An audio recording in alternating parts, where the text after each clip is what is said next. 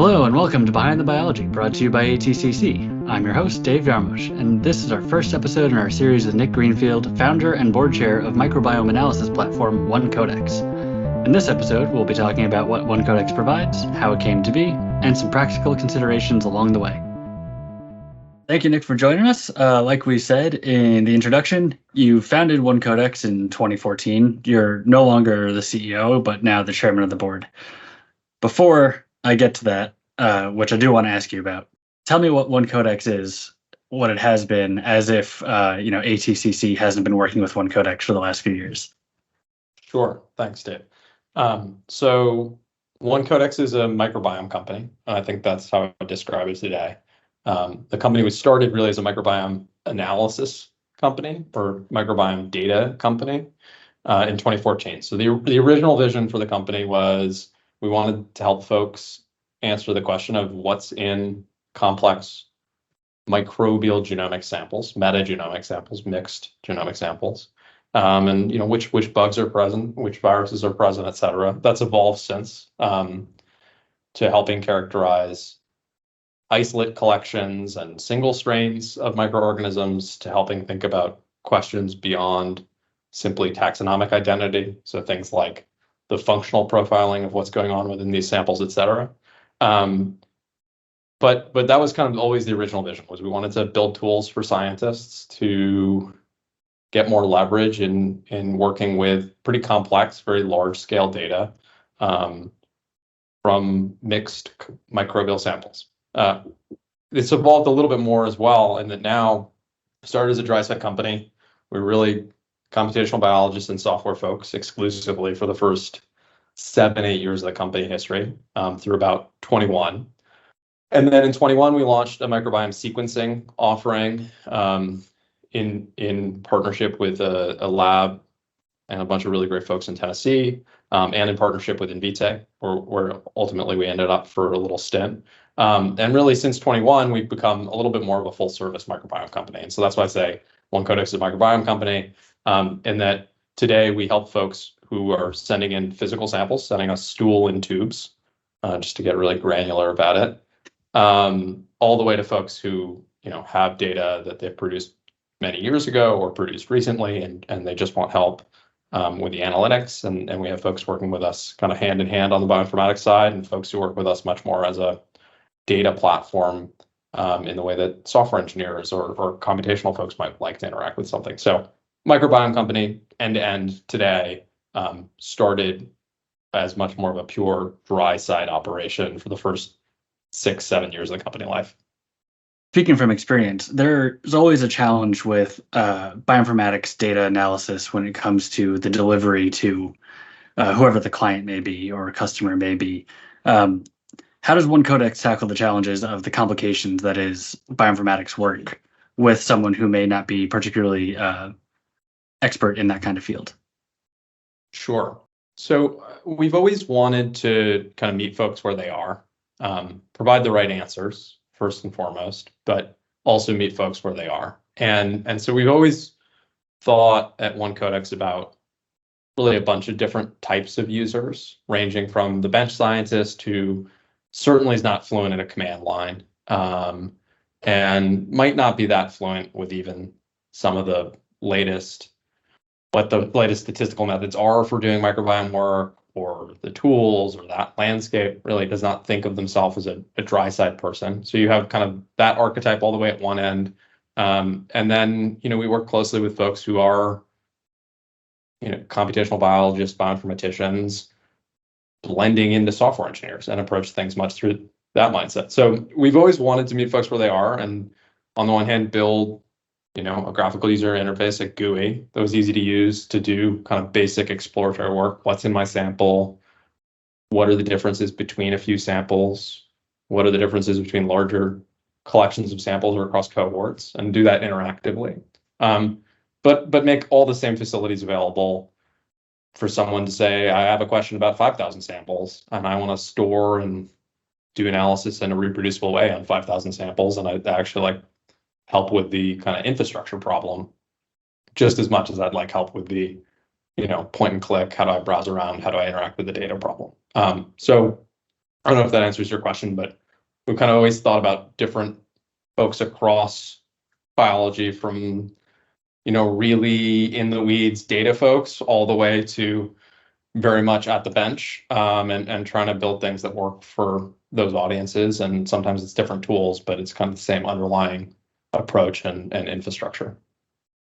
Yeah, I think that makes plenty of sense. I don't like most GUIs. I am a command line person. I do like One Codexes. I've enjoyed using it. It is very clear, and your Python library is just as useful to me.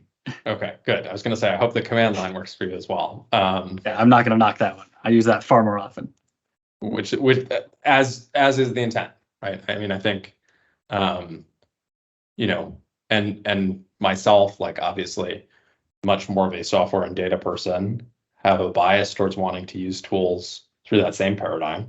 How do I do this at the command line? But at the same time, there's something very easy about opening up a web page, and taking a quick visual glance at something that's for certain things much faster than firing up a Jupyter notebook and doing some interactive data analysis. That's a 20-minute exercise at best, and the other one can be a 1-minute exercise. So I think there's value in providing both for all kinds of end users. And we've always been trying to focus on how to balance that. Yeah, it makes sense. And speaking of values, there are a lot of different bioinformatics platforms available through the web with their own interfaces. There's the Edge platform out of Lanel. There's Galaxy Tools, has been around forever. How does One Codex stay relevant in comparison to these? Yeah, it's a great question. I think we've always this is partially kind of the founding bias and my own bias, of course, and worldview and that software and data background and disposition. But I think we've always thought of ourselves as a little bit of a software shop or technology shop that has microbiology expertise, as opposed to the inverse, right? So as opposed to a company of microbiologists that are figuring out how to make software for other microbiologists, and that has all kinds of biases. I think in hopefully in our case, like, most have been like positive and good biases in terms of how we've approached and tried to solve the problem. But I would say in general, we've wanted to be a platform that you can, to my prior point, that you can interact with through an API or a command line client or a GUI, and build it with kind of a little bit of California tech ethos and product quality and ease of use as a top of mind principle, and then also bring content to bear. And so I see that to me is kind of how we're different from the 7 bridges and DNA nexuses and other kind of abstract, I'm a genomics workflow manager tool platform, is we do provide that GUI, and we do provide kind of pre-built workflows and analysis, including some proprietary ones for microbiome use cases. And then at the opposite end, we're not just a collection of scripts to do microbiome work or kind of more ad hoc analysis. We do have that data infrastructure and that platform unifying everything. So that's kind of how we've always thought of what we do on the software side, is robust data engineering and kind of principles there, and microbiome content, or microbiology content. Yeah, it's interesting because user experience is so often an afterthought in these kinds of platforms, not to call it any in particular, but very frequently you find that it's not as straightforward. And I luckily have not seen that kind of problem with the One Codex. You can see it in your design philosophy, I think. Well, and there's a lot of embedded complexity in the domain. So, to take the simplest example, and this isn't quite true, in that we do have some secret hatches for kind of like accessing additional complexity and configuration when they're appropriate. But for a very long time, none of our pipelines had any parameters that were user facing. So, you would upload a FASTQ from Illumina or Oxford Nanopore, and under the hood, we would do our best to actually build a pipeline that worked generically across those different error profiles and read lengths and everything. But in some cases, that wasn't the right thing to do. And we wouldn't say, well, the user has to pass in a flag where they put in the string ONT to get the right behavior. And they have to know that flag is called platform, or it's called seek dash platform, or it's called platform, but if you don't set that, it defaults to something. Like there's a lot of embedded complexity. I mean, I think if you look at you just do dash dash help on, I'm not calling out any tool specifically, but BWA or an assembler or any of these tools, they have sometimes not several options, but tens of options. And we've always wanted to keep things simple for end users and try to pick the right defaults and try to have the context and information to also impute what the right parameters and choices are.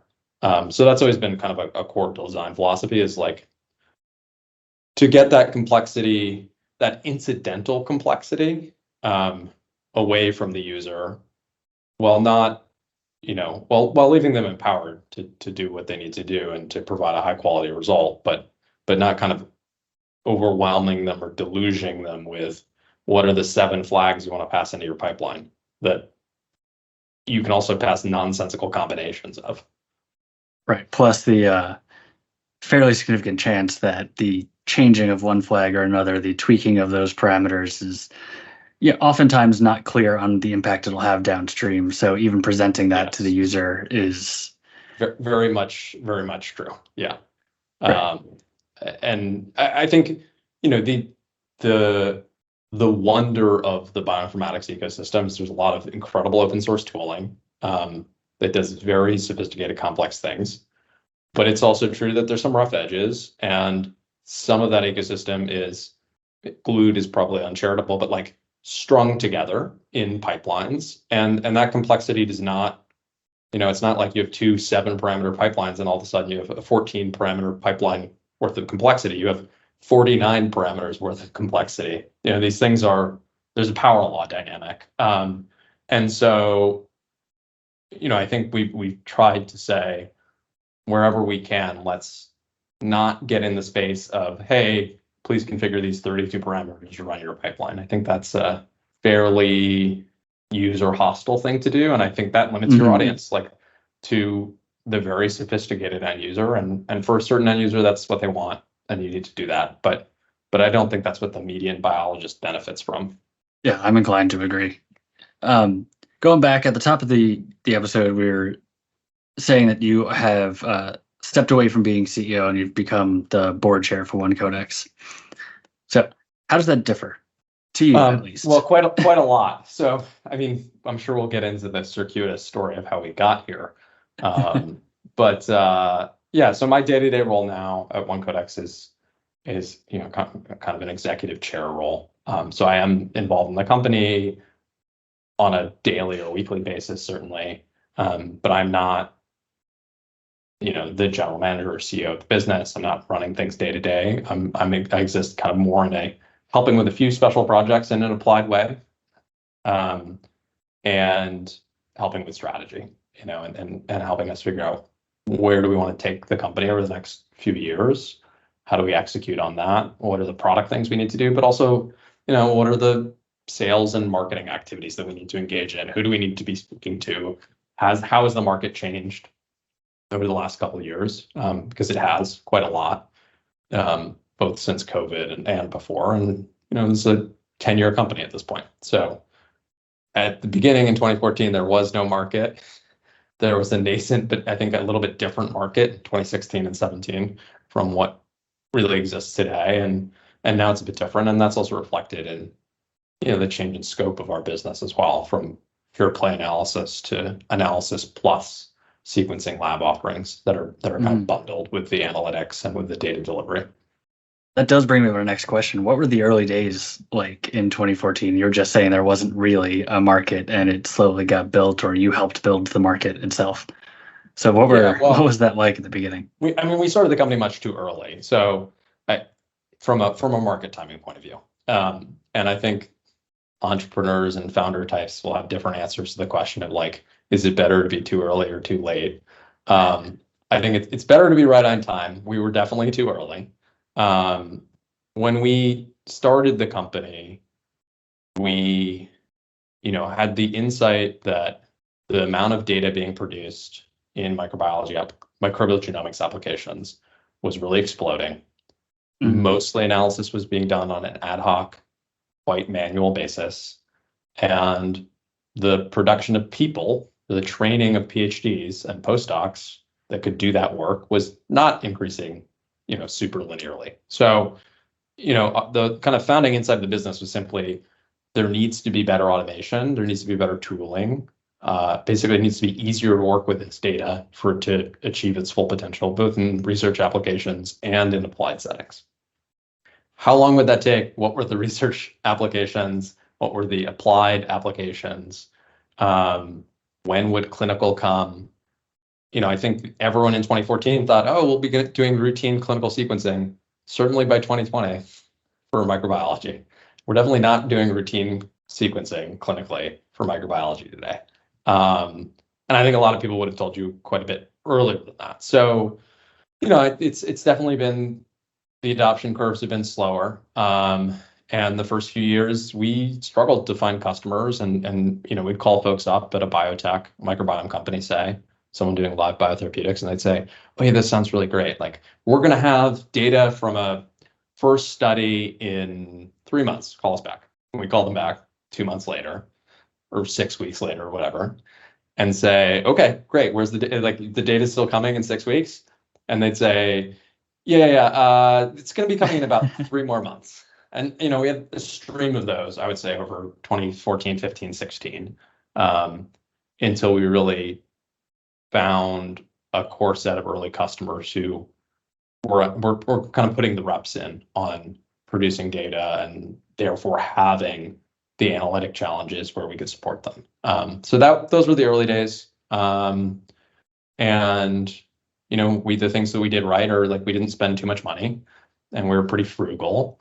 And so we didn't run out of money and die. But I think maybe we're a little less frugal or a little bit less attentive to that, or a little bit more of the mindset that certain venture-backed companies take of, like, you got to go to 100 or 0 and try to get to one of those places as quickly as possible. We probably would have gotten to 0 pretty quickly in 2015.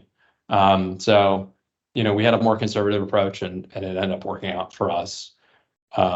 But there was a bit of the what Paul Graham calls the cockroach phase, right? Which is like, it's just important not to die.